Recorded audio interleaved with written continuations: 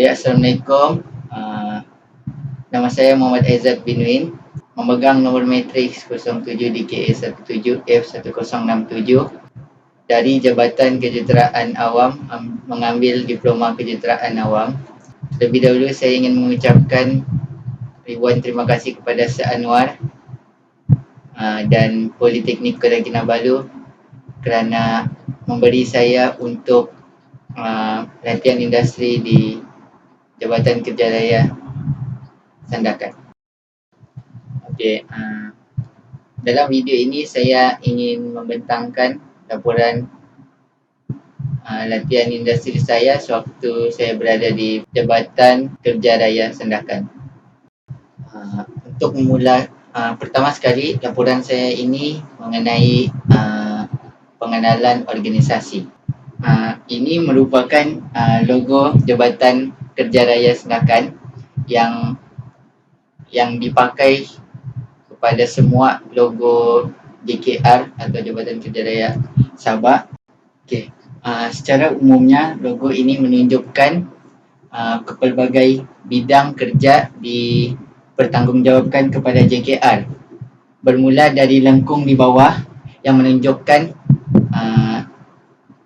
simbol kerja pembekal air bersih dan menggambarkan JKR adalah organisasi yang dinamik. Selain itu, garisan yang berbentuk arch pada warna hitam pekat menunjukkan simbol kerja berkaitan pembinaan, penyelenggaraan dan juga mencerminkan JKR sebagai organisasi yang dinamakan peneraju utama negara untuk melaksanakan kerja kejuruteraan awam. Dalam logo ini juga mempunyai unsur-unsur bangunan yang mempunyai 14 garisan yang meliputi 14 negeri wilayah persekutuan di Malaysia.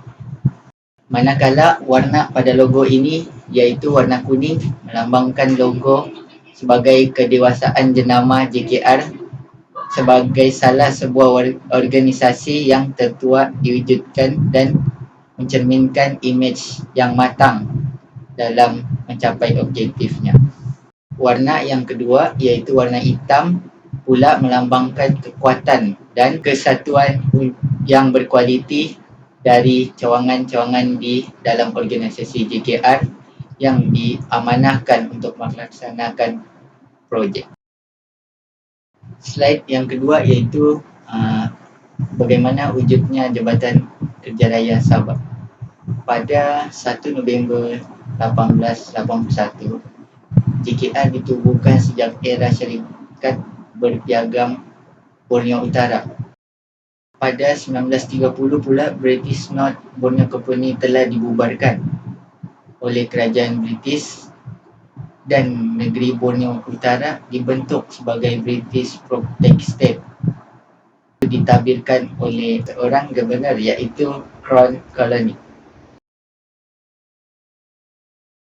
Pada 1948, Jabatan Kerjaya telah diberi peranan yang lebih besar apabila diwujudkan sebagai satu jabatan yang dipertanggungjawabkan sebagai melaksana pembangunan infrastruktur yang dirancang oleh kerajaan. Pengarah Jabatan Kerjaya juga dilantik sebagai penasihat gubernur dalam soal pembangunan infrastruktur dan menjadi ahli tetap dalam Majlis Penasihat Negeri. Bagi slide ketiga iaitu aktiviti organisasi. Aktiviti organisasi ini terbagi kepada 4. Yang pertama, merancang, memeriksa, mereka bentuk dan melaksana kemudahan infrastruktur. Kedua, menjalankan di mana yang perlu kemudahan infrastruktur. Ketiga, menyelenggara kemudahan infrastruktur. Dan akhir sekali, memberi hikmat nasihat mengenai perkara-perkara teknikal kepada kerajaan. Ini pula visi dan misi Jabatan Kerjaya Sabah. Bagi visi Jabatan Kerjaya adalah bertekad untuk menjadi sebuah organisasi teknikal yang dihormati dan disegani dalam pembangunan infrastruktur di Sabah. Dan bagi misi Jabatan Kerjaya ialah untuk menaik taraf pembangunan sosial ekonomi dengan menyediakan prasarana fizikal yang teguh dan mantap melalui 3 bahagian, iaitu pembinaan jalan raya, bangunan institusi awam dan kemudahan pembentungan. Slide seterusnya iaitu Carta Organisasi Jabatan Kerja Raya Sandakan. Jabatan Kerja Raya Sandakan terbagi kepada 10 seksyen, iaitu penyelenggaraan jalan raya, selenggara bangunan, projek, pembentungan, mekanikal, elektrik, pentadbiran, akaun, makmal dan stor. Semua bidang ini diketuai oleh jurutera bahagian merangkap penyelia saya, iaitu Encik Kenny Sioviolong. Okey, saya ingin memberitahu ketua bagi seksyen-seksyen ini adalah bagi penyelenggaraan jalan raya Encik Jafar, selenggara bangunan dan projek iaitu Encik Glenn, pembentungan Encik Raina, mekanikal Encik Jasper, elektrik Encik Farhan, pentadbiran Puan Robina, akaun Haji Kahar atau Tuan Kahar, makmal Encik Talib. Saya telah dibahagikan kepada 3 minggu pada setiap seksyen ini, iaitu 3 minggu pertama di pembentungan, 3 minggu kedua di selenggara bangunan, 3 minggu ketiga di projek, 3 minggu di Jalan Raya Pen Borneo, 3 minggu di penyelenggaraan jalan raya, dan bagi 3 minggu di makmal dan di pentadbiran. Bagi 2 seksyen ini saya tidak berkesempatan kerana Perintah Kawalan Pergerakan dilaksanakan pada 18 Mac 2020. Slide seterusnya, proses ujian kekuatan aspal di makmal. Walaupun saya tidak berkesempatan di makmal, tapi saya dapat sedikit sebanyak mengenai proses yang dilakukan di makmal Jabatan Kerja Raya Sandakan. Salah satunya proses kekuatan aspal ini, iaitu pertama, proses ini dihantar oleh kontraktor kepada makmal Jabatan Kerja Raya untuk ujian. Proses kedua ialah heating atau pemanasan. Ini merupakan mesin oven sebagai alat pemanas aspal pada suhu yang diinginkan, iaitu suhu mestilah melebihi 110 darjah Celsius kerana aspal telah lembut sifatnya dan mudah untuk diturap kiranya suhu panas. Untuk proses ketiga iaitu equalize system. Ini cara mudah dan cepat untuk menyamaratakan aspal yang telah dipanaskan sebelum suhu menurun dan mengeras kerana material alat diperbuat daripada besi. Dalam proses ini, saya akan tunjukkan satu video cara untuk menyamaratakan aspal. Dia jatuh sendiri. Jangan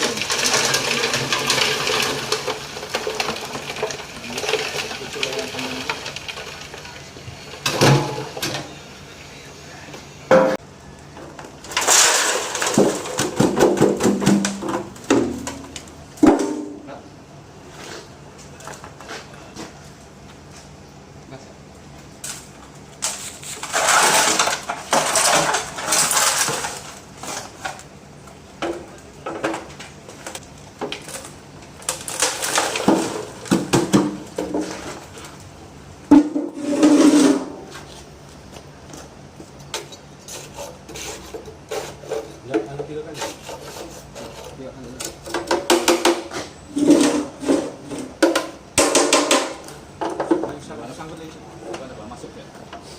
Kita buang ini.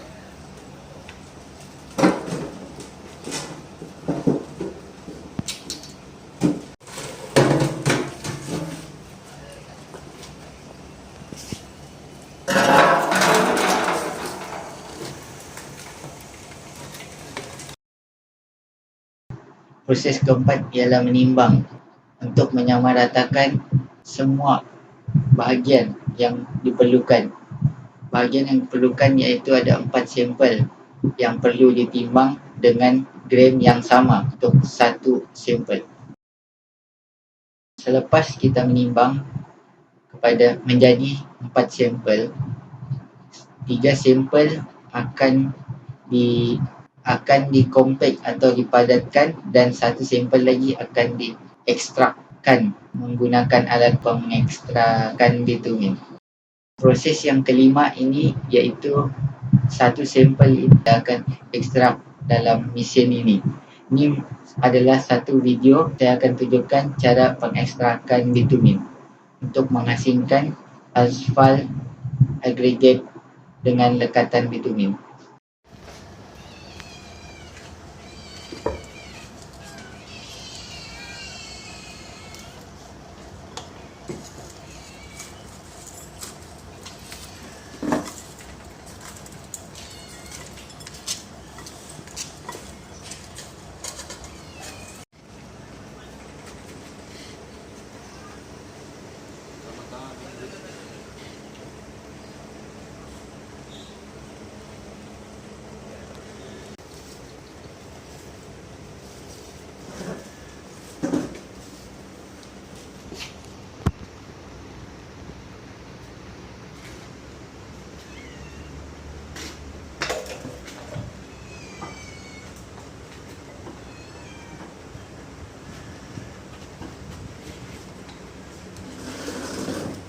Selepas ini, batu yang diasingkan dengan bitumen tadi akan di-sieve, iaitu diayakkan mengikut saiz sieve yang telah disediakan dan ditimbang bagi satu-satu saiz untuk mengetahui kekuatan bitumen atau aspal digunakan.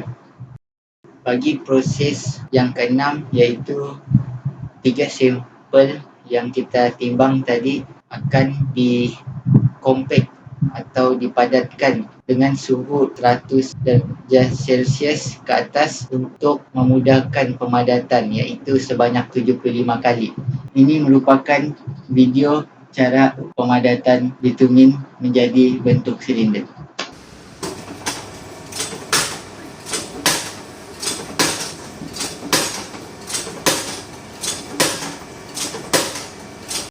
Selepas bitumen dikompak, kita akan ukur ketebalan pada 4 penjuru yang berlainan dengan menggunakan alat pengukur dan catat ketebalan bitumen yang berbentuk silinder ini. Selepas ditimbang, kita akan ukur aspal ini di dalam udara dan dalam air dan selepas ia kering. Kita perlu ukur sampel ini ke dalam air kerana dengan cara ini kita mengetahui bagaimana jalan raya berada dalam keadaan berair, hujan atau banjir. Seterusnya, sampel ini akan dikeringkan dengan kain saja dan terus ditimbang untuk mengetahui air yang meresap ke dalam sampel ini. Seterusnya iaitu proses extreme temperature dan Marshall stability and flow test. Extreme temperature ini, bitumen yang tadi direndam akan dipanaskan ke dalam air yang bersuhu 60 darjah Celsius selama 30 minit. Suhu ini disamakan dengan suhu keadaan cuaca di jalan raya Malaysia yang telah digandakan untuk suhu yang melampau. Proses terakhir adalah proses Marshall yang ditunjukkan pada raja ini selepas rendaman 30 minit dalam suhu yang melampau. Marshall test ini adalah ujian sekiranya mempunyai beban kenderaan pada atas permukaan jalan yang telah diturap. Dengan ini kita mengetahui kekuatan jalan raya selepas ia diturap. Setelah semua proses ini kita jalankan, kita akan masukkan nilai-nilai yang kita catat tadi ke dalam komputer yang menunjukkan graf kekuatan aspal yang digunakan oleh pihak kontraktor untuk jalan raya di Sabah maupun di Malaysia mengikut piawaian Jabatan Kerja Raya Malaysia. slide seterusnya itu kesimpulan. Kesimpulan ini saya bagikan kepada dapatan dan saranan. Bagi dapatan saya, apa yang saya nampak di Jabatan Kerja Raya Sandakan, kekurangan staf. Oleh itu, saya sarankan Jabatan Kerja Raya mengambil lebih banyak pekerja atau menstrukturkan semula organisasi supaya lebih terkawal. Kedua ialah pelajar latihan industri tidak diberikan allowance ataupun upah sewaktu mereka berada di sana. Bagi saya, organisasi besar atau kerajaan boleh memberi atau mengeluarkan peruntukan untuk pelajar latihan industri supaya pelajar lebih berminat untuk latihan industri di organisasi kerajaan. Sebarang pertanyaan yang muskil bolehlah hubungi saya di sini dan stay at home.